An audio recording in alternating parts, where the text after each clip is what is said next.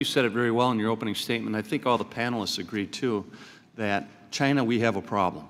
I think we're all in agreement that they're stealing our intellectual property, they're requiring technology transfers, they're requiring joint ventures that place our companies in a minority position. They're dumping steel below market price in the global marketplace, and that's something that definitely needs to be fixed. But as someone who's been a strong proponent of a robust trade agenda in this Congress, I'm afraid that America, we have a problem. We have an administration that on day one turned their back on the most significant multilateral trade agreement in the 21st century, the Trans-Pacific Partnership in the fastest growing economic region in the globe, the Pacific Rim area. They've put on ice the trade negotiations with the second largest economic marketplace, Europe, with TPP. They threatened to blow up NAFTA. Now they're moving down the unilateral road of 232 and 301 trade sanctions, and they have not embarked on one new bilateral trade agreement in the year and a half that they've been in office so far. Our trade agenda is seriously off the rails, and it needs to get back on quickly, or we're going to be suffering economically as a consequence.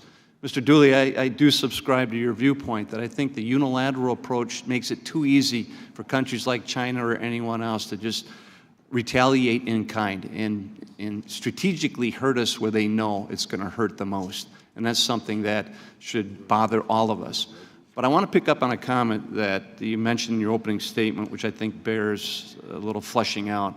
Right now we're in the process, or the administration put in a process exempting countries from the tariffs and requiring individual businesses to have to apply for exemptions. And you mentioned that we ought to be looking at allowing associations to be able to represent the members in the exemption. Why do you think that is important?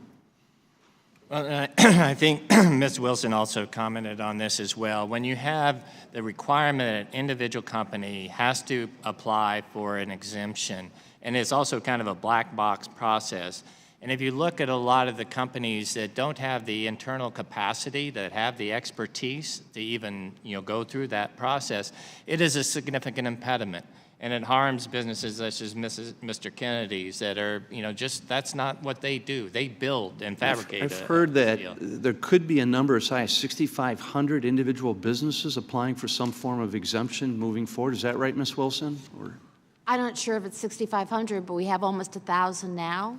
And if you just look at our membership, many of our companies are going to have to file multiple petitions for some kind of exclusion, product exclusion. Yeah. I think the other thing that's of concern is the way I understand the process, you may have an initial application, and there may be a request for more information. And some of this information is going to be considered proprietary. I mean, as you can well imagine, one reason why we'd like to see blanket exclusion process is because many of our members bring in similar types of products, but they don't necessarily want to say. Well, I hope the administration will take that into consideration as they move forward. And Mr. Newport, listen, I really appreciate your willingness to stand up and defend your industry and the jobs that depend on it, but there's also an important ratio that we need to keep in mind, and that's 20 to 1. For every one job that's affected by the production of steel and aluminum, there are 20 jobs, and I'm looking at Mr. Kennedy right now, that's affected by the consumption of steel and aluminum. Can you sit here today and reassure a business like Mr. Kennedy that you can replace the lost steel that they could suffer with these tariffs and still be price competitive in the marketplace so that they're not losing contracts as they move forward? Yes, I think if you look over time, we've been through it in the steel industry, whether it was 201 actions, et cetera, that the steel industry has been there to support manufacturing. And I think the key on the exemption process is making sure it's not another loophole. We've had trade cases that people have figured out how to get around. You have a 232 action, becomes a process with exemptions that people are going to look for loopholes to get through. So the key is that it's effective, and that's really what the key needs to be. We've been here. We're also a supporter.